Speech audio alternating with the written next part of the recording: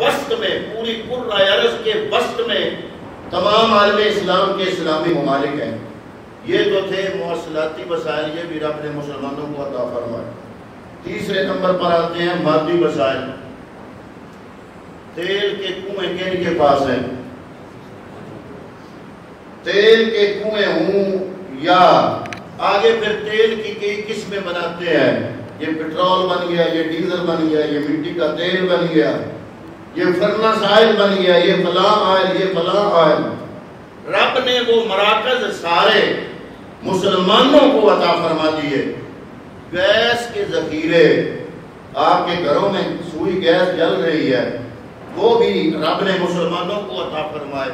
حتیٰ کہ نمک کے ذخائر، آپ اپنی کھیوڑا نمک دیکھ لو یا دیگر جتنے بھی قدرتی چیزیں ہیں، کوئلہ دیکھ لو، ہم مسلمانوں کے پاس وہ پہاڑ ہیں جن پہاڑوں کی تہ میں اللہ رب العالمین نے کوئلے جیسی بہترین چیز رکھ دی ہمارے لیے۔ یہ تو تھے مادی وسائل۔ نمبر 4 پہ آ گیا فوجی وسائل۔ فوجی وسائل کیا ہے کہ اگر آپ پوری دنیا کے جتنے بھی ملک ہیں ان تمام ممالک کی فوج کو گنیں، سینکڑوں سے اوپر ہے ممالک، تو پوری دنیا کے سارے ممالک کی ساری افواج میں سے 25%، یعنی کوئی 2% ہیں، کوئی 4% ہیں، ہزاروں مذہب ہیں نا دنیا میں، کوئی یہودی ہیں، کوئی عیسائی ہیں، کوئی ہندو مانتا ہے، کوئی بدھ مانتا ہے، کوئی نیچری ہیں، کوئی داریے ہیں، مختلف مذاہب ہیں، کوئی 2% ہیں، کوئی 4% ہیں، کوئی 3% ہیں، کوئی 5% ہیں۔ پوری دنیا کی افواج کا جائزہ لیں تو اللہ رب العالمین نے مسلمانوں کو پوری دنیا کا 25% عطا فرمایا۔ یہ ہیں 4 نمبر پہ فوجی وسائل، یہ بھی مسلمانوں کے زیادہ۔ نمبر 5 نباتاتی وسائل۔ عالم اسلام کا اگر آپ رقبہ ماپ لیں، زیادہ بڑے بڑے ملک رقبہ اگر ماپیں تو پوری دنیا اور پوری عرض کا 35%، یعنی کسی کے پاس 4%، کسی کے پاس 10%، کسی کے پاس 12%، کسی کے پاس 18%، کسی کے پاس 2%، کسی کے پاس 4%، لیکن تمام مذاہب میں سے جو مسلمانوں کے پاس رقبہ ہے وہ ہے 35%، جو کہ محل وقوع کے اعتبار سے سب سے بیسٹ ہے۔ آپ اپنا خانہ کعبہ ہی دیکھ لو، ابھی کل نیٹ پر پوسٹیں آ رہی تھی کہ جنہوں نے کعبے کا تعین کرنا ہے وہ 2:18 پر اپنی لکڑی اپنے گھر میں گاڑ کے اس لکڑی کا سایہ جدھر جائے گا اس سائے کے سیر میں خانہ کعبہ ہوگا۔ یعنی آپ کی جو مرکزی عبادت گاہ ہے، اللہ رب العالمین نے پوری زمین کا جو سنٹر ہے نا، جس کو آپ پنجابی میں دھنی کہتے ہیں، زمین کی دھنی، زمین کا سنٹر، اس سنٹر پہ رب نے جو گھر بنایا وہ خانہ کعبہ مسلمانوں کو عطا فرمایا۔ یہ 5 نباتاتی وسائل، فوجی وسائل، مادی وسائل، مواصلاتی وسائل، آبی وسائل، یہ مسلمانوں کے پاس۔ نمبر 6 رب نے زرعی وسائل جو عطا کیے۔ زمینیں تو باقی ملکوں کے پاس بھی ہیں، لیکن جو زمینیں عالم اسلام کے پاس ہیں، مسلمان ملکوں کے پاس زراعت کے اعتبار سے ہے، اگر مسلمان انصاف اور محنت کے ساتھ، ایمانداری کے ساتھ ان ساری زمینوں کو آباد کر لے تو صرف اپنی ضروریات نہیں، بڑے بڑے دوسرے بر اعظموں پر بسنے والے لوگوں کی ضروریات کے کفیل بن سکتے ہیں یہ مسلمان۔ اور نمبر 7 یہ 6 وسائل جو رب نے مسلمانوں کو زیادہ عطا فرمائے۔ اور نمبر 7 ہے عددی وسائل۔ عددی وسائل کیسے کہ اللہ رب العالمین نے پوری زمین پر جتنے انسان پیدا کیے، جتنے انسان ہیں، انسان چاہے ان کا مذہب کوئی بھی ہے، ان کی اگر گنتی کرو تو آج کی گنتی کے مطابق وہ بنتے ہیں 8 ارب۔ ان 8 ارب لوگوں انسانوں میں سے ہزاروں مذہب کے لوگ ہیں، مذہب ہزاروں۔ اب کسی مذہب کے لوگ ہیں 1000، کسی مذہب کے لوگ ہیں 10,000، کسی مذہب کے لوگ ہیں 1 لاکھ، کسی مذہب کے لوگ ہیں 2 لاکھ، کسی مذہب کے لوگ ہیں 4 لاکھ، کسی مذہب کے لوگ ہیں 1 کروڑ۔ لیکن مسلمان عددی حوالے سے بھی اس وقت پوری دنیا میں 8 ارب انسانوں میں سے مسلمانوں کی تعداد 2 ارب ہے۔ کتنے؟ 2 ارب مسلمان۔ اگر 2 ارب مسلمان ایک کام کی ٹھان لیں تو بتاؤ ہو سکتا ہے کہ نہیں ہو سکتا؟ انشاءاللہ کسی کا بائیکاٹ کرنا ہو، پوری 8 ارب کے انسانوں میں سے 2 ارب کے لوگ بائیکاٹ کر لیں تو اس کا جینا رہے گا دنیا میں کہ نہیں؟ وہ ختم ہو جائے گا۔ جس کا بائیکاٹ 2 ارب لوگ کر لیں تو یا اللہ وجہ کیا ہے؟ وسائل بھی ہمارے پاس ہیں، یہ ہر قسم کے وسائل ہمارے پاس، پھر بھی ہم مار کھا رہے ہیں، ذلیل ہو رہے ہیں۔ تو یہ 7 تھے، 7 عدد وسائل جو رب نے مسلمانوں کو زیادہ عطا فرمائے، تو پھر بھی ہم مسلمان کیوں ذلیل ہیں؟ اس کی 5 اسباب ہیں۔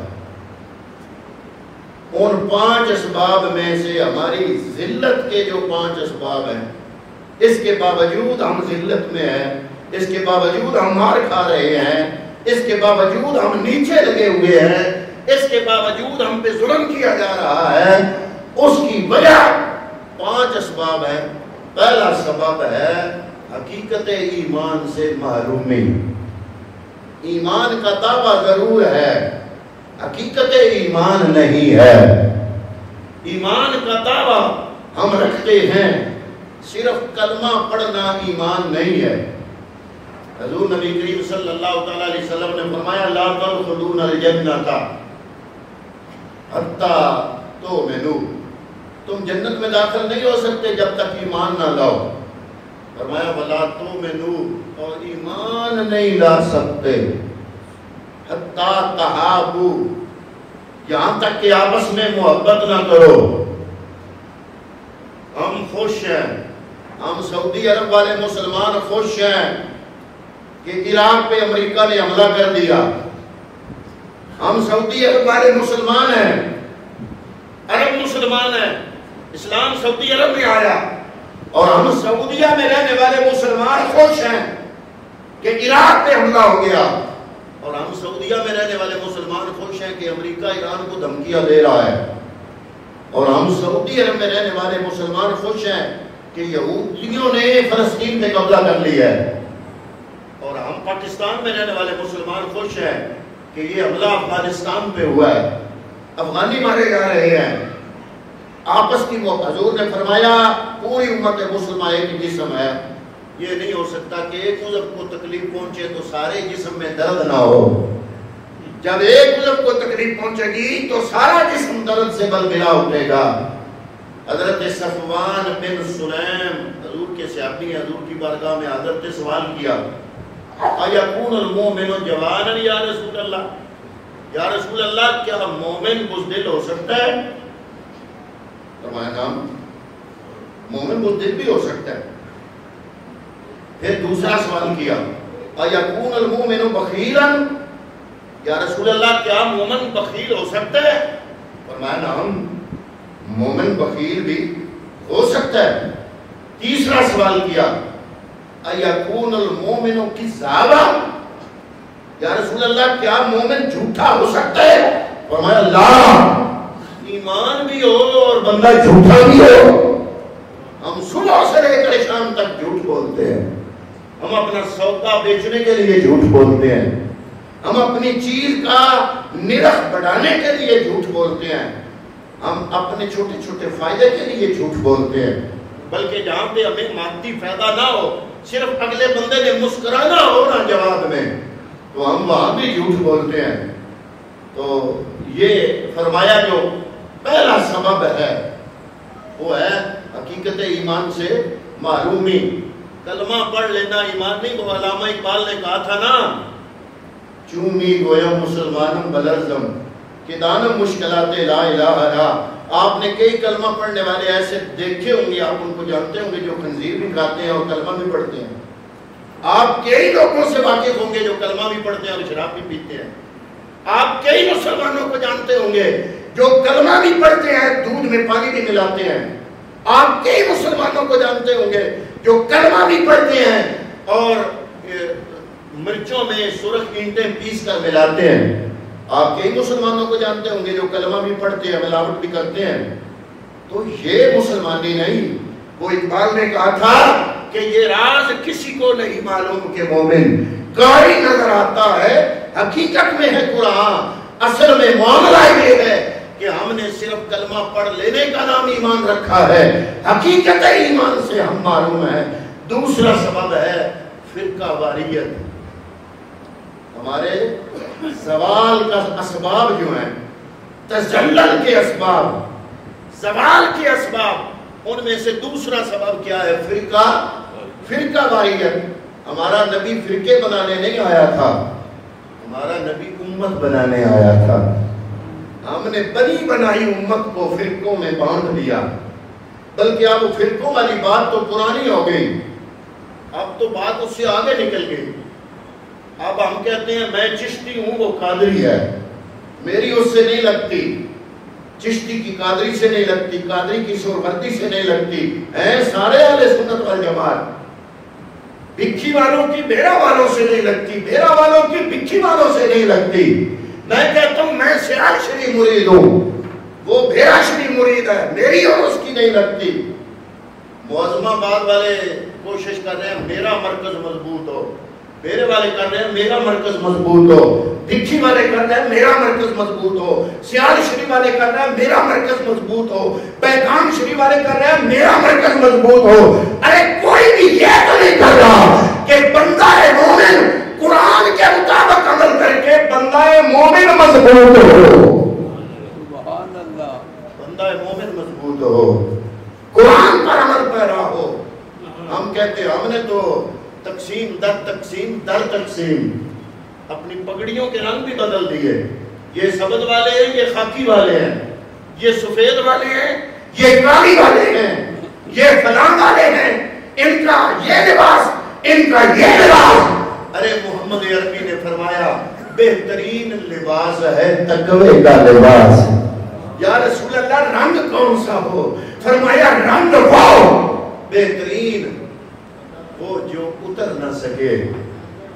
یا رسول اللہ کون سا رنگ؟ فرمایا وَمَنْ أَحْسَنُ مِنَ اللَّهِ صِبْغًا، اللہ کا رنگ۔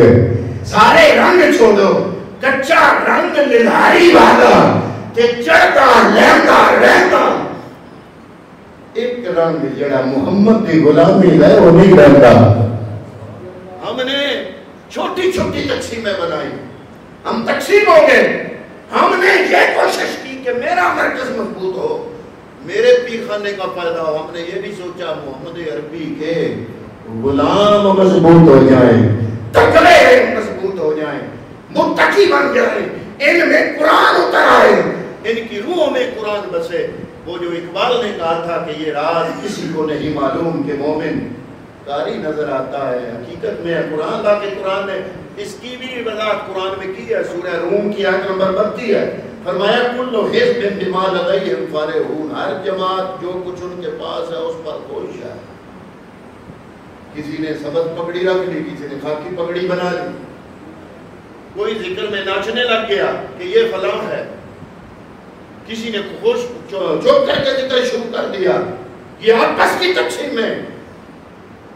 فرمایا میں محمد نے تو امت بنائی تھی، تم نے میری بنی بنائی امت کو بگاڑ دیا، یہ دیوبندی بن گئے، یہ بریلوی بن گئے، یہ اہل حدیث ہو گئے، یہ شیعہ بن گئے، یہ فلاح ہو گئے، مختلف نام رکھ دیے. فرمایا دوسری وجہ فرقہ واریت، اور تیسری وجہ ہماری زوال، اور ہمارے زوال کی اور ذلت کی تیسری وجہ کیا ہے کہ خلافت سے معرومی ہے. کاش ہماری پوری امت مسلمہ کا ایک خلیفہ ہوتا. آج فلسطین کے مسلمانوں پر جب برا وقت آیا تو وہ ایک خلیفہ آرڈر کرتا کہ پوری دنیا کے مسلمان یہودیوں کی بنائی ہوئی پروڈکٹ خریدنا بند کر دیں. دوسرے دن ان کا بینک بیلنس یہودیوں کا نیچے گر جاتا. یہ گھٹنوں کے بعد مسلمانوں کے پاؤں میں جھک جاتے اور کہتے کہ جو مرضی کرو، ہمیں معاشی نقصان نہ پہنچاؤ. ان کے لیے خدا بڑا نہیں، ان کے لیے ڈالر اور ریال بڑا ہے، ان کے لیے دولت بڑی ہے. اگر ایک خلیفہ ہوتا پوری امت مسلمہ کو کہتا کہ اسرائیل کی بنائی ہوئی چیزوں سے پرہیز کرو، بائیکاٹ کر دو، وہ نہ خریدو، مسلمانوں کی بنائی ہوئی چیزوں کو خریدو، کچھ دن صبر کر لو، ان کی پوری مارکیٹ پیچھے گر پڑتی. یہ گھٹنوں کے بعد مسلمانوں کے سامنے جھکنے پر مجبور ہو جاتے. حضرات محترم، میں بڑا مختصر اپنی امت مسلمہ کے ذلت کے اسباب گنوا رہا ہوں. میں زیادہ اس پر بول سکتا ہوں لیکن میں اگلا سبب بتانا چاہتا ہوں. چوتھا سبب ہے ہماری ذلت کا کہ ہم نے قرآن چھوڑ دیا. کیا کر دیا؟ بولیے سارے بولیے. ہم نے کیا کیا؟ قرآن چھوڑ دیا. آپ کہیں گے نہیں میں پڑھتا ہوں، میں تلاوت کرتا ہوں. میں نے کہا قرآن صرف تلاوت ثواب کے لیے کرنے کے لیے نہیں آیا. آپ کا بیٹا کراچی ہو یا باپ کراچی ہو، کراچی سے وہ خط لکھے اور ہدایات دے کہ فلاں کو اتنے پیسے دینے ہیں، فلاں کو اتنے دینے ہیں، ماں کا یہ کام کرنا ہے، بہن کا یہ فریضہ سارے انجام دینا ہے، بیٹوں کا یہ فریضہ سارے انجام دینا ہے. اس میں ہدایات جاری کرے. اس خط میں آپ کے پاس خط آئے، آپ خط کو لیں، اس کو چومیں، بڑا برکت والا ہے. گلاب پہ چڑھائیں، اوپر رکھ دیں، خوشبو بھی لگا دیں. دوسرے دن پھر آپ اس کو اٹھائیں، اس کو چومیں، اس کو پڑھیں، لیکن کہیں کہ یہ ثواب ہوتا ہے پڑھنے سے، برکت والا ہے.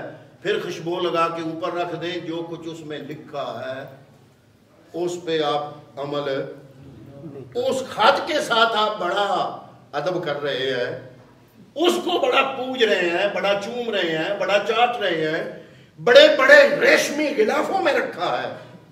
کل قیامت کا دن ہوگا تو رب فرمائے گا یہ ریشمی غلافوں کے لیے نہیں بھیجا تھا. ثواب اس کا میں ضرور دیتا ہوں لیکن یہ صرف تلاوت ثواب کرنے کے لیے نہیں بھیجا تھا. تم پڑھتے ہو تو اس کا ثواب تمہارے مرحومین کو بھی دیتا ہوں، لیکن یہ صرف مرحومین کے لیے نہیں تھا. یہ قرآن ہم نے تو یہ سمجھ لیا جب ہمارا کوئی فوت ہو گیا تو ہم نے قرآن کھولا، جب باپ مر گیا تو قرآن کھولا، جب کوئی فوت ہو گیا تو قرآن کھولا. ہم نے قرآن کو مردوں کی کتاب بنایا. رب نے فرمایا مردے اپنے زندگی گزار کے چلے گئے، میں نے قرآن کو مردوں کی کتاب نہیں زندوں کی کتاب بنایا. یہ مردوں کے لیے نہیں، یہ نصاب دیتا ہے، زندگی کا نصاب. یہ نصاب زندگی بناتا ہے. اس کے ساتھ ہمارا تعلق کمزور ہے. ہم اس کی تلاوت کر بھی لیں، سمجھے نا، قرآن سمجھنا تو دور کی بات ہے. 80 سال ہو گئے جن کو نمازیں پڑھتے ہوئے. تہجد بھی پڑھتے ہیں، وہ صرف نماز کا ترجمہ مجھے سنا دو. رب سے باتیں ہم کرتے ہیں، ہمیں پتہ نہیں کیا باتیں کر رہے ہیں. انگریزی ہم سیکھ لیتے ہیں، ہم اپنی بولی میں آدھی انگلش بول کے فخر محسوس کرتے ہیں کہ میں نے ایک جملہ بولا 4 لفظ انگریزی کے تھے، اس میں فخر ہے. ساری زندگی 80 سال ہو گئے ہمیں نمازیں پڑھتے ہوئے، ہمیں وہ چند الفاظ جو رب کی بارگاہ میں ہاتھ باندھ کر ہم ادا کرتے ہیں، ہمیں نہیں پتا ہم اللہ کو کیا کہہ رہے ہیں. یہ قرآن سے انصاف نہیں ہے. یہ قرآن کو ہم نے چھوڑ دیا. اور 5واں سبب یہ ہے کہ ہمارے اعمال دنیا کا کوئی فرق مسلمانوں پہ اعتبار کر سکتا ہے؟ ان کو پتہ ہے بددیانت ہوں گے تو یہ ہوں گے، بے ایمانی کریں گے تو یہ کریں گے، ملاوٹ کریں گے تو یہ کریں گے۔ حالانکہ ہم مسلمان بازار کوئی چیز خریدنے جاتے ہیں تو ہم جانچ پڑتال کرتے ہیں کہ یہ پاکستان کی تو نہیں بنی ہوئی، اگر جاپان کی بنی ہوئی ہے، کوریا کی بنی ہوئی ہے پھر ٹھیک ہے۔ یعنی وہ اقبال یورپ گیا نا تو اس وقت تو یورپ جاتا ہی کوئی نہیں تھا، کسی کو نام ہی پتہ نہیں تھا کہ یورپ بھی کوئی ہوتا ہے۔ جب اقبال گیا تو واپس آیا نا تو لوگوں نے پوچھا جناب وہاں سے ہو کے آئے ہو، کوئی بات ہی سنا دو۔ تو اقبال نے کہا وہاں اسلام کو دیکھا ہے، مسلمان نظر نہیں آئے، اور یہاں مسلمان تو نظر آتے ہیں، اسلام نظر نہیں آتا۔ انہوں نے جن چیزوں کو اپنایا، امانت کو اپنایا، دیانت کو اپنایا، صداقت کو اپنایا۔ ارے ہمارے نبی کی جو شناخت ہے وہ بھلا کیا ہے؟ ہمارا نبی کافر بھی ان کو کن لفظوں سے بولتے تھے؟ صادق و امین۔ بولیے صادق و امین، سچا اور امانت دار۔ ہم بڑے فخر سے لوگوں کو بتاتے ہیں ہمارا نبی وہ ہے جس کو کافر بھی امانت دار اور سچا مانتے تھے۔ کیا وجہ ہے؟ نبی کو تو کافر بھی مانتے تھے، ہمیں اپنے بھی سچا نہیں مانتے، ہمیں اپنے بھی امانت والا نہیں مانتے، تو ہم نے اس محمد عربی کا نام تو لیا۔ جذباتی مسلمان تو بنے، ہم عملی مسلمان نہ بنے۔ تو یہ 5 اسباب ہے، ہم مسلمانوں کی ذلت کے جو اسباب ہیں یہ اس وقت دور ہوں گے۔ اللہ کا وعدہ ہے کہ تم قرآن والا مومن بن کے دکھاؤ، میں رب تجھ پہ اپنے انعامات کی کرم نوازی کر دوں گا۔ یہ مسجد اقصی فلسطین حضرت عمر فاروق کے دور میں فتح ہوئی۔ حضرت ابو عبیدہ بن جراح لشکر کے سپہ سالار تھے۔ فلسطین والوں نے کہا، اسرائیل والوں نے کہا، یہودیوں نے کہا کہ تمہارا خلیفہ خود آ جائے نا تو بغیر جنگ کے ہم چابیاں اس کو دے دیں گے، ہم جنگ نہیں کرنا چاہتے، تمہارا خلیفہ آ جائے تو ہم بغیر جنگ کے چابیاں دیں گے۔ حضرت فاروق اعظم بے تحاشا مصروفیات چھوڑ کے راضی ہو گئے جانے کے لیے کہ اگر بغیر خون ریزی کے ہمیں